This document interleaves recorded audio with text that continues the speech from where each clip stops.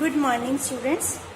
आज हम करेंगे second lecture of partial differential equation. First lecture में हमने की थी formation of partial differential equation कि आपको डिफरेंशियल इक्वेशन बनानी कैसे है। उसमें आपके पास दो आर्बिट्रेरी कांस्टेंट हैं, अगर दो इंडिपेंडेंट वेरिएबल हैं तो हम सिंपली डिफरेंशिएट करके उसको partially with respect to x with respect to y partial differential equation बना सकते हैं। अब हम इसके कुछ एग्जाम्पल्स करेंगे। हाँ, इसमें तीन केसेस किए थे हमने कि number of independent variables and number of arbitrary constant equal हो तो वन ऑर्डर की पार्शियल डिफरेंशियल इक्वेशन आएगी। यूजुअली, ये जरूरी नहीं है हर केस में ही वन ऑर्डर की आई, यूजुअली वन ऑर्डर की आएगी, टू ऑर्डर की भी आ सकती है। और अगर कांस्टेंट कम है तो आपके पास एक से ज्यादा पार्शियल डिफरेंशियल इक्वेशन होंगी और इसमें फर्स्ट ऑर्डर की ही रहेगी। और अगर constants more than independent variables हैं, कांस्टेंट्स ज़्यादा हैं, तो आपको क्या करना पड़ेगा, partial differential equation of order higher than one, मतलब एक से ज़्यादा बार उसको डिफरेंशिएट करना पड़ेगा। अब हम इसके एग्जांपल्स करते हैं। ये एग्जांपल मैंने आपको उसमें करवाई दिया था, फर्स्ट वाला हो गया होगा, सेकेंड भी बता दिया था उसी एग्जाम्पल में, और थर्ड भी हो गया था जिसमें तीन आर्बिट्रेरी कॉन्स्टेंट्स हैं। नेक्स्ट एग्जाम्पल है फोर्थ एग्जाम्पल।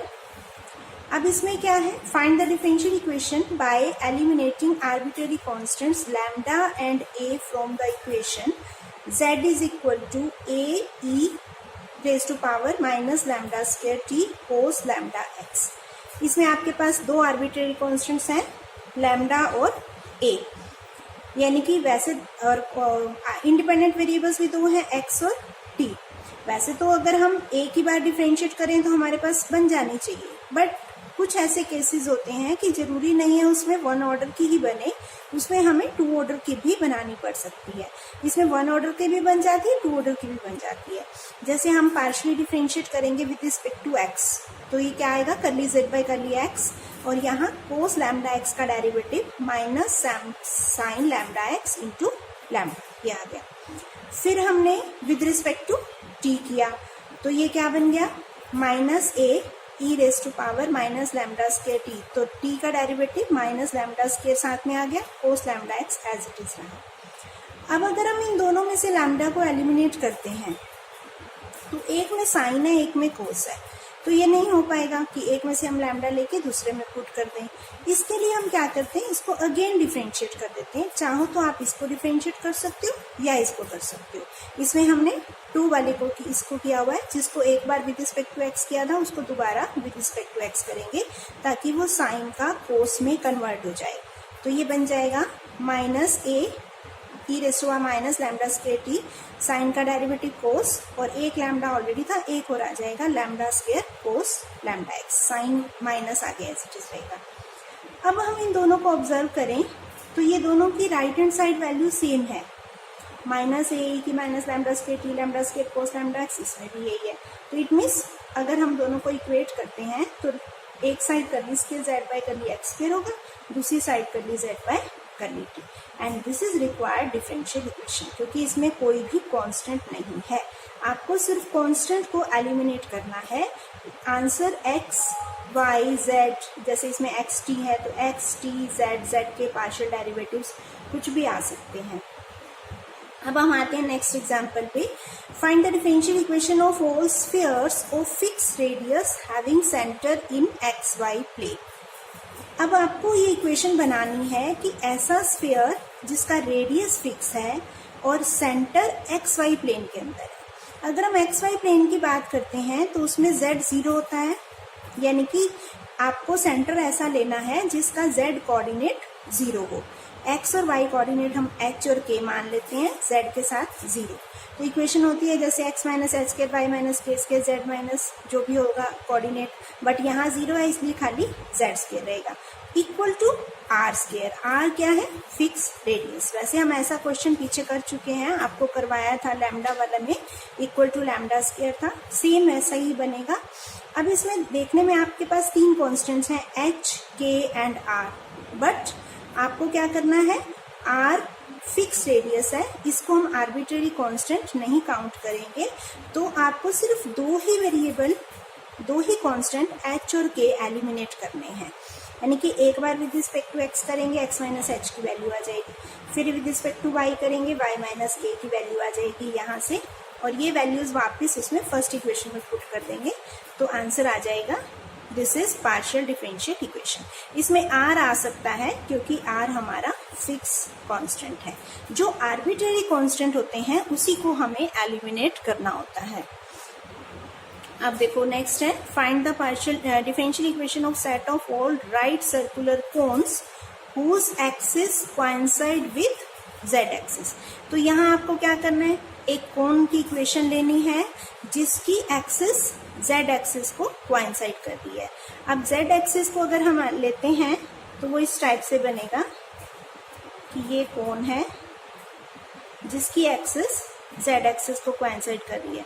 एक इसमें सेमी वर्टिकल एंगल होता है अल्फा, वो हम अल्फा ले लेंगे, और यहाँ हम एक जेड कोऑर्डिनेट पे हम ये पॉइंट ले लेंगे कि z इक्वल टू सी। तो ये इक्वेशन बन जाएगी। ये आपने फर्स्ट ईयर में पढ़ी होगी सॉलिड ज्योमेट्री में, equation of right circular cone. ये आपको याद भी रखना है, x square plus y square equal to z minus c square into tan square alpha. अब आपके पास दो कांस्टेंट है c और अल्फा, दो हो गए ना कांस्टेंट। अच्छा वर्टेक्स 0 0 लेना है, ठीक है। ये वर्टेक्स 0 0 ये ऐसे बनेगा, ऊपर वाली साइड ऐसे आएगा, ये वर्टेक्स हो गया, ये अल्फा हो गया, और ये पॉइंट, ये हाइट होगी इसकी c, ये पॉइंट 0 0 c हो जाएगा, z कोऑर्डिनेट इसका c है। ये ऐसे एक फिगर बनेगी इसकी। तो this is right circular cone. Equation है x square plus y square equal to z minus c square tan square alpha. तो मेन आपको क्या देखना है, कांस्टेंट कितने हैं, अल्फा और c दो है, और वेरिएबल भी जो हमारे इंडिपेंडेंट वेरिएबल हैं x और y ये भी दो हैं, z डिपेंडेंट वेरिएबल है। तो फिर हम इसको फर्स्ट एक बार डिफरेंशिएट किया विद रिस्पेक्ट टू x, ये इक्वेशन आ गई, फिर विद रिस्पेक्ट टू y किया, ये आ गया। अब आपको ये देखना है क्या हम इन दोनों से डायरेक्ट एलिमिनेट कर सकते हैं c और अल्फा को। यस, अगर हम दोनों को डिवाइड कर दें, ये दोनों कैंसिल हो जाएंगे, ये भी कैंसिल हो जाएंगे। एक साइड आपके पास x बाय y हो जाएगा, दूसरी side this curly z by curly x divided by curly z by curly y। Cross multiply करो, we get the required differential equation. Next है find the differential equation of all planes which are at a constant distance a from the origin. यहाँ आपको equation of plane लेनी है जिसका distance origin से a है। अब ये भी आपने सॉलिड ज्योमेट्री में पढ़ा हुआ है, छोटी क्लासेस में भी पढ़ा हुआ है 12th में। इक्वेशन ऑफ प्लेन होती है Lx plus My plus Nz equal to P लेते थे ना। P क्या होता था, परपेंडिकुलर डिस्टेंस फ्रॉम ओरिजिन। यहाँ हम A मान के चल रहे हैं, P A कुछ भी ले सकते हो। ये हमें गिवन है, ये कांस्टेंट है, ये फिक्स होगा, मतलब ये आर्बिट्रेरी नहीं होगा। This is fix constant. L M और N ये आर्बिट्रेरी कांस्टेंट्स हैं। अब इनको एलिमिनेट करना है हमें और पार्शियल डिफरेंशियल इक्वेशन बनानी है। और एक LMN क्या होते हैं, डायरेक्शन रेशियोज, है ना।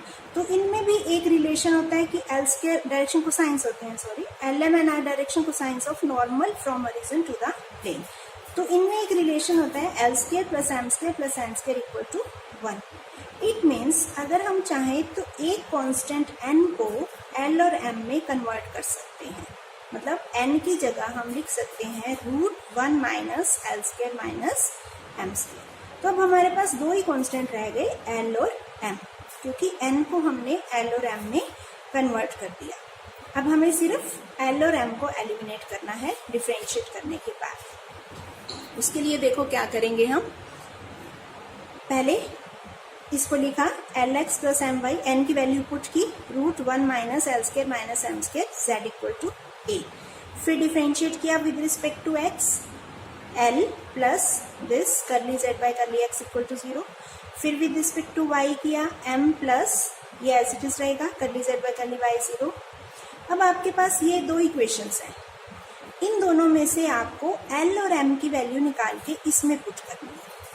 अब डायरेक्ट देखा जाए तो हम यहाँ से L और M नहीं निकाल सकते, तो क्या करेंगे हम, पहले L और M की वैल्यूज निकाल के स्क्वेयरिंग करके ऐड कर देंगे। उससे क्या होगा, L square plus M square में आ जाएगी इक्वेशन।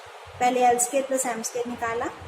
अब हमें ये वैल्यू चाहिए actually 1 minus l square minus m square. तो पहले एम स्क्वायर निकाला, दोनों को स्क्वायर किया, इसको उधर शिफ्ट किया, इसमें ये स्क्वायर हो गया, ये स्क्वायर हो गया, ये कॉमन आ गया, इसका भी स्क्वायर हो गया। अब l square plus m square के साथ एक ये टर्म है, एक 1 है, तो हम l square plus m square वाली टर्म्स कंबाइन कर लें, 1 प्लस दिस, एक साइड ये आ जाएगा, ये दोनों कांस्टेंट, दूसरी साइड ये वैल्यू एज इट इज रह जाएगी, curly z by curly x square plus curly z by curly y square.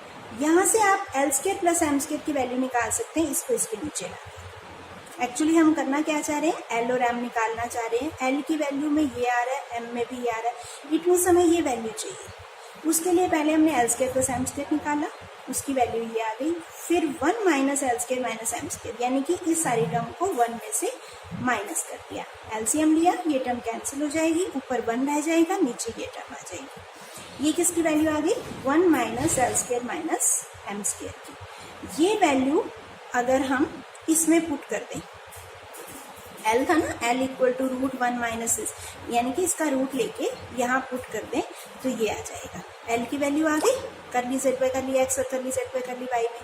Similarly we can find the value of M, M को भी ऐसे ही निकाल लेंगे, इसकी वैल्यू पुट कर देंगे तो ये पार्शियल डेरिवेटिव्स ऑफ जेड में एम की वैल्यू आ जाएगी। ये एल और एम हमें पुट करनी है वापस इस इक्वेशन में, जिसमें एल एम और ये था, एन की जगह ये वैल्यू थी, ये हम निकाल ही चुके हैं। एल की भी वैल्यू पुट कर दो, एम की भी और इसकी भी।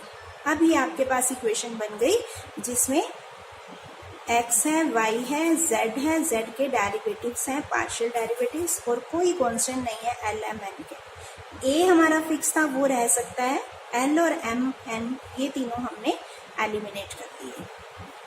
नेक्स्ट एग्जांपल देखो, find the partial differential equation of planes having equal x and y intercepts.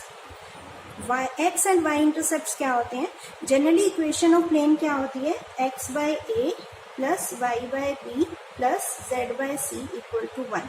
इसको हम लेते हैं जब ए बी सी इंटरसेप्ट होते हैं, equation of plane having intercepts a b and c on x y Z.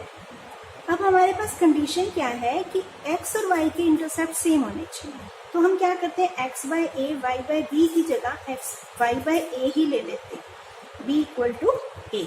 तो ये ऐसी इक्वेशन आ जाएगी प्लेन की जिसमें एक्स और वाई के इंटरसेप्ट सेम है। अब आपके पास कितने कांस्टेंट बच गए, ए और C, only 2 arbitrary constant. We have to eliminate these 2 constants by differentiating partially with respect to x and y. कर देंगे partially with respect to x, with respect to y, 2 equations आ गई। अब यहाँ से आप ए और सी को कैसे एलिमिनेट कर सकते हैं, ए को तो हम डायरेक्ट डिवाइड कर दें, या वैल्यू एक में से वैल्यू लेके दूसरे में पुट कर दें, ए एलिमिनेट हो जाएगा, दोनों साइड सी आ जाएगा, उसको भी कैंसिल कर सकते हैं।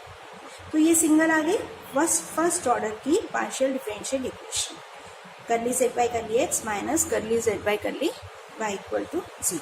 तो इस टाइप से आप सारे क्वेश्चन सॉल्व करेंगे इस एक्सरसाइज के। इसमें आपको पार्शियल डिफरेंशियल इक्वेशन बनानी है, और ये कुछ स्फीयर्स हैं सेम उसी टाइप से, और ये कौन की इक्वेशन है। तो ये सारे आप क्वेश्चन ट्राई करना, और कोई प्रॉब्लम हो तो मुझे मैसेज कर देना। Thank you.